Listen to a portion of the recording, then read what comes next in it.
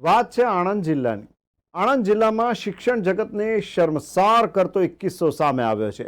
આણંદના આંકલાવ તાલુકાના કોસિન્દ્રા ગામની એક સ્કૂલમાં ફરજ બજાવતા શિક્ષકે એક 11 વર્ષની કિશોરી સાથે શારીરિક અડપલા કર્યા હતા। ગ્રામજનોએ આજે તેને મેથી પાક ચખાડીને આંકલાવ પોલીસના હવાલે કરતા પોલીસે ગુનો દાખલ કરીને તપાસ હાથ ધરી છે। ઘટનાની વિગત એવી છે કે કોસિન્દ્રા ગામની સરકારી પ્રાથમિક શાળામાં શિક્ષક તરીકે ફરજ બજાવતો કિરણ બુધાભાઈ વાણંદ છેલ્લા 15 દિવસથી ધોરણ 6માં અભ્યાસ કરતી એક 11 વર્ષીય કિશોરીને હોમવર્ક બતાવવા તેમજ અન્ય કોઈને કોઈ બહાને પોતાની પાસે બોલાવતો હતો અને તેણીના શરીર સાથે શારીરિક અડપલા કરતો હતો। ગભરાઈ ગયેલી વિદ્યાર્થીની આ વાતની કોઈને જાણ કરી ન હતી, પરંતુ ગઈકાલે આ નિયતમાં ખોટ દાખવતો શિક્ષક કિરણ વાણંદે વિદ્યાર્થીનીનો હાથ પકડી પોતાની તરફ ખેંચી હતી, જેથી તે ગભરાઈ ગઈ હતી। ઘરે ગયા બાદ તેણીએ આ વાતની જાણ માતા પિતાને અને દાદા દાદીને જણાવતા તેઓ રોષે ભરાયા હતા અને ગ્રામજનો સાથે સ્કૂલમાં આવી પહોંચ્યા હતા અને શિક્ષક કિરણકુમારને પકડીને માર માર્યો હતો અને આંકલાવ પોલીસને જાણ કરતા પોલીસ આવી પહોંચી હતી, જેથી શિક્ષકને પોલીસના હવાલે કરી દેવામાં આવ્યો હતો। આ અંગે પોલીસે ગુનો દાખલ કરીને કાર્યવાહી હાથ ધરી છે। બીજી તરફ સ્કૂલના આચાર્ય અને હાલમાં સ્કૂલ ઇન્સ્પેક્ટર તરીકે ફરજ બજાવતા હર્ષદભાઈ જાદવે જણાવ્યું કે સમગ્ર ઘટનાની તપાસ થવી જોઈએ અને જવાબદાર વિરુદ્ધ કડકમાં કડક કાર્યવાહી થવી જોઈએ। અમે ગઈકાલે પીરિયડમાં કોઈ દીપક સબ્જી સાથે જ હતા। અમે લેસન તપાસ્યું કે વિદ્યાર્થી લેસન છેલ્લો ચેપ્ટર 9, 10 ને એક્ઝામમાં લખ્યું છેલ્લા 15 વિદ્યાર્થી ઊભા થયા હતા। એની અંદર આ છોકરી તો હતી, બરાબર, અમે આને પૂછ્યું હતું, એને પૂછ્યું ને તો એને લેસન નહીં કર્યું એટલે એને પછી જે લેસન નહીં કર્યું એને 2 દિવસ। અચ્છા, આ પબ્લિક જે હોબાળો કરી રહી છે એના બારામાં શું કહો છો તમે? ઘટનામાં એવું થયેલું છે કે મારી છોકરી 6ઠ્ઠા ધોરણમાં અભ્યાસ કરે છે પ્રાથમિક શાળા કોસિન્દ્રાની અંદર। હવે અમે એવું થયેલું છે કે કહેવાનો મતલબ આજે મારી છોકરી ઘરે આવી પરત ત્યારે સ્કૂલેથી ત્યારે રડવા બાજી તો એની મમ્મી અને મારી મમ્મીએ પૂછ્યું કે હું બેટા થયું છે, તો પછી એને એવું કહ્યું કે મને આજે એક મારા સર છે કિરણભાઈ કરીને એમણે છેડખાની કરે છે, હાથ પકડી લે છે, મને આખા શરીરે હાથ ફેરવે છે, એ પ્રમાણે હાથ ફેરવે છે, બધું કરીને બરાબર રડવા લાગ્યું। એટલે હું બહાર ગયો હતો અને પછી તાત્કાલિક મને એની જાણ પડી કે હવે મારી છોકરી જોડે આવું શોષણ થયેલું છે।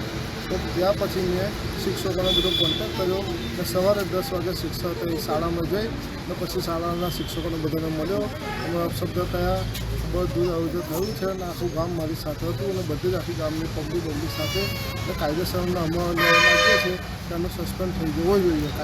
શિક્ષકના કહેવું એવું છે કે તમારી બેબી લેસન નથી લાવી અને લેસન ના લાવવાના કારણે એમને ઠપકો આપ્યો હતો અને એના કારણે આ આરોપ એમને નાખ્યો છે, એ બાબતે તમે શું કહેવા માગો છો?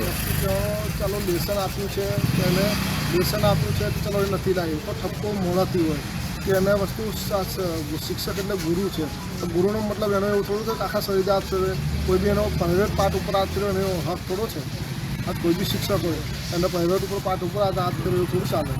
આ કૃત્ય બન્યું ખરેખર આને છે ને પૂરેપૂરી શિક્ષા થવી જોઈએ, કારણ કે અમારા ગામમાં પહેલી વાર આ બનાવ બન્યો અને આ 2 છોકરીઓને મને કર્યું છે, એટલે એને પૂરેપૂરો સપોર્ટ અમને મીડિયાએ આપે, પોલીસ ખાતું આપે અને શિક્ષણ અધિકારી પણ અમને આપે એવી મારી ઈચ્છા છે અને મને સજા થવી જ જોઈએ જ પોસ્કોની।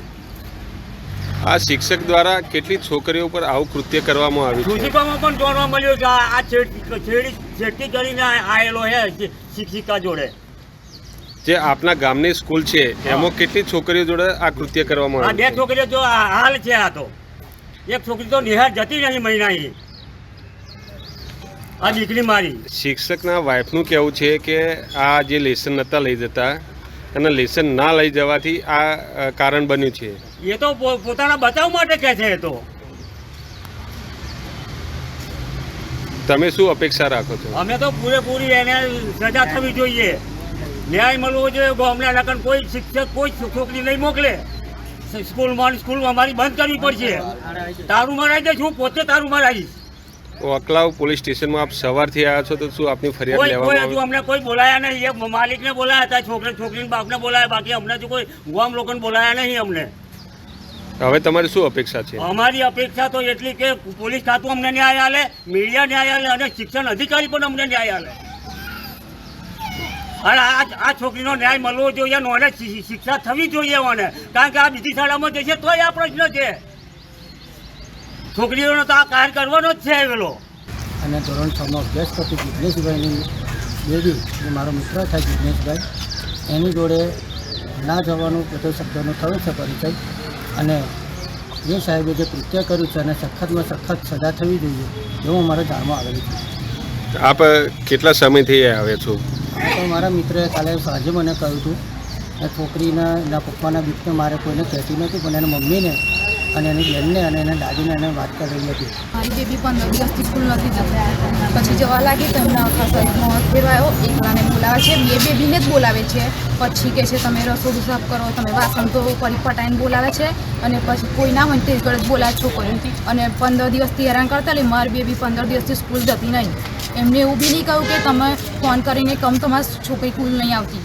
મારી બેબીએ ના કીધું, અમની બેબીએ કીધું ઘેરાન કે આવું થયું છે એટલે તમારી બેબી નિહાર નહીં જતી. પછી અમને ખબર પડી. આવું કેટલા સમયથી ચાલે? 15-20 દિવસ તે સાહેબ અમને બે બેબીને હેરાન કરે છે.